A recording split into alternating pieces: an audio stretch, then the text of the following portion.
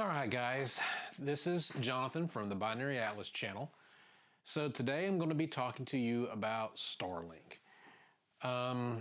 Where is a good place to start? So why I got Starlink, that would be a great place to start. So let's talk about Optimum.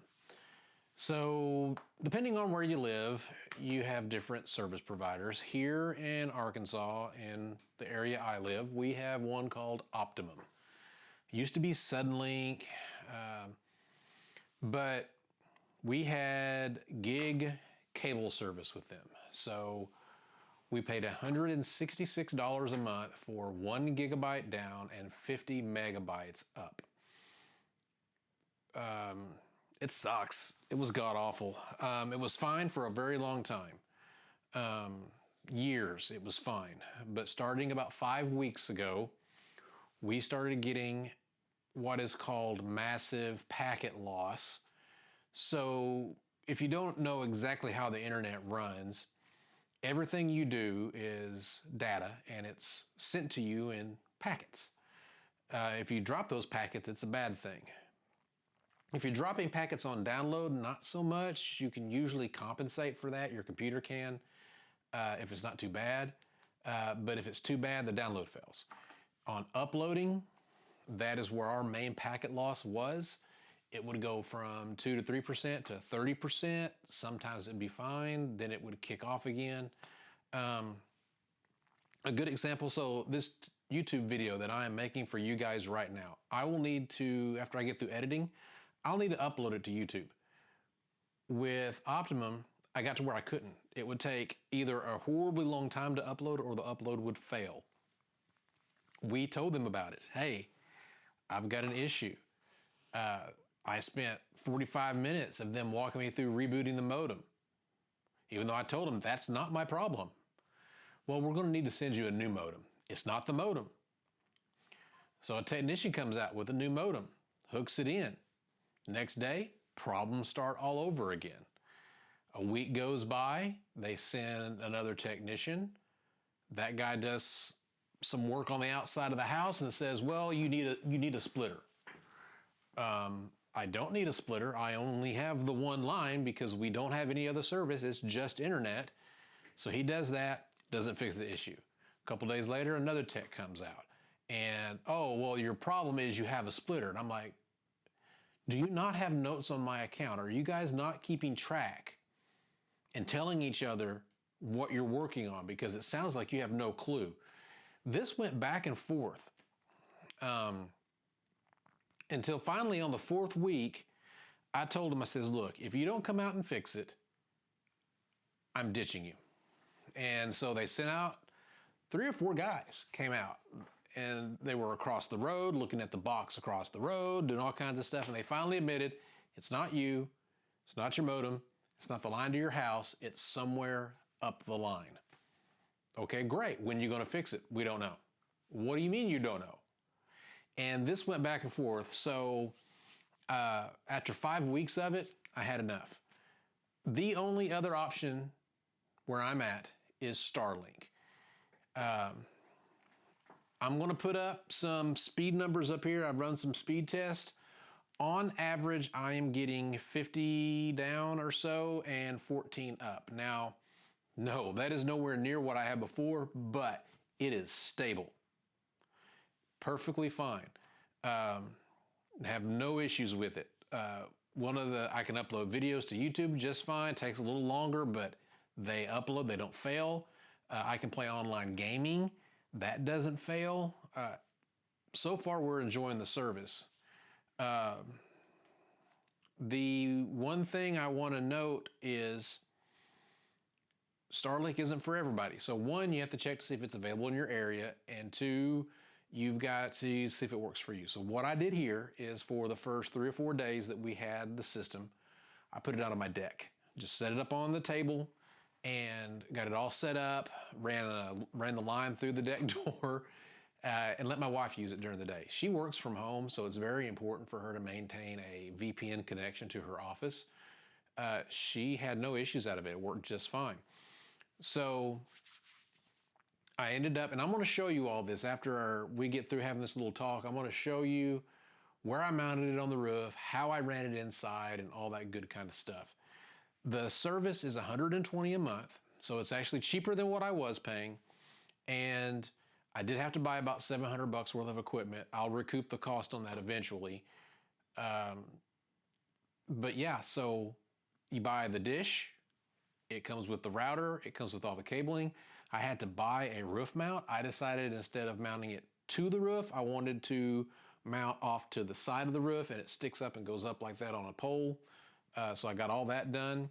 The dish doesn't move. It is at a fixed angle. You just have to turn it just right. There's alignment in the software on your phone. Starlink's app works incredibly well, really easy. Other than crawling on the roof and actually bolting the pole in, the whole setup takes less than 5 minutes. It is really cool how they do that. All right, so I've already showed you my speed test I ran on it. I'm going to put a graph up right here that is going to show you basically the latency and the connectivity and all that kind of stuff. You can't have obstructions, so you got to be careful where you mount it. On my deck, I had some obstructions. It did cause some outages because of the trees, but I was just testing it, so I was fine with that. When I wanted to actually mount it on my roof, if you take your phone with you, the Starlink app has it on the obstructions menu. You can activate the camera, and then you can take it and you'll orient it towards the sky, and then it'll start measuring the sky, and you do all kinds of rotations and stuff, and then when you're done, it will tell you if that spot is obstructed or not, and if you've got good clear view of the sky. When I did that test with my phone, at the first location I wanted to install it, I had obstructions. I couldn't install it there, so I had to move it to a different section of my roof, which made it kind of harder to run the cable, but I'll show you that in the next part of the video. But yeah, so far, we're loving the service. Now, is it better than a cable company if they're good? No. But Optimum here sucks. Do not use them. They are an awful company. Brightspeed is coming to our area. I'm not a huge fan of them either, but they are putting in a fiber network. We asked them about this, and they said that our address probably would not have fiber for 6 to 9 months. So in 6 to 9 months, if that happens, I will go to fiber and I will take this down and I will sell the equipment, right? Because if you have the choice between any satellite internet or a fiber option, you do the fiber. The fiber is better. So we'll have to see how that pans out. Because, sometimes these companies will tell you they'll have something installed in 6 to 9 months, and then 6 to 9 months goes by, you call and ask, and it says, oh yeah, we'll be in your area in 6 to 9 months. And we're like, but you just said that. So we'll see. But I've actually seen them running the cable. I've seen them. They're working. It's kind of weird though, they're running the fiber on poles, and I've never seen fiber ran that way. Usually fiber is buried, but we'll see how that goes long-term use for them on how they maintain that. But, all right, so what I'm gonna do is I'm going to play the clips I've got for you on me showing you the install and how I routed the cable, and show you where it's mounted on the roof. If you have any questions, please leave them down in the comments below. I try to answer everyone's questions. If you have any comments on your install of Starlink, please put that down below as well. If you enjoy the content, please make sure you hit the subscribe button, the like button, make sure the bell's on so that you'll know when I post something else. All right, so I'm gonna quit rambling. We're gonna cut over and show you the install.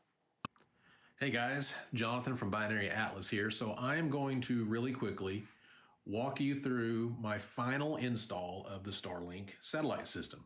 We've been using it for a little over a week now. It's been working great. We've had lots of rain and things this weekend. So I thought today would be a good day to kind of sum up my intro to the Starlink and get that going for you guys. So let's take a look on the inside first, and I'll show you how I've routed everything. And be kind in the comments. I did the best I could. All right, so as we tilt around here, so we've got a punch in from the outside of my house, and I'll show you when we get outside why I had to go here.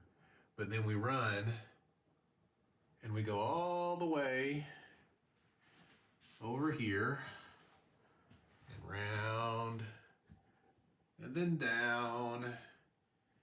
And then right there is our base station.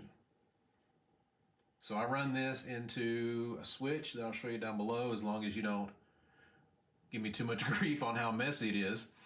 But so this is version 3 of the router. So you're allowed to, it has 2 Ethernet ports on the back where you can hook in your own stuff. So what I've done is I have hooked in just a Netgear 1000 switch, nothing fancy, right? That is powering all my stuff downstairs. The only Wi-Fi I'm using is the Wi-Fi from this system. It is covering my entire house and we have no issues with it. All right, so next I'm going to take you outside. It's kind of raining, so I might have to wait a bit, but I'll go outside and I'll show you the install outside. All right, it doesn't seem to be raining too bad, so I'm gonna hurry up and try to get this shot for you guys. All right, so Dishy is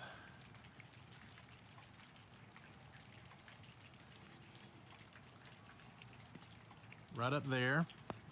All right, so, whoa, okay. Dishy's right up there. And then his line runs across the roof, and that's where it's going into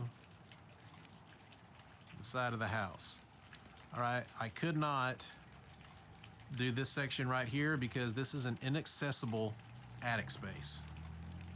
And I couldn't get it far enough over in order to get it into the wall space. So, and I had to put it at that spot on my roof because when I did the app, that was the only spot you can do an obstruction scan, and that was the only spot on my roof that scanned because of these trees and things you see in the back, where I had an unobstructed view of the sky.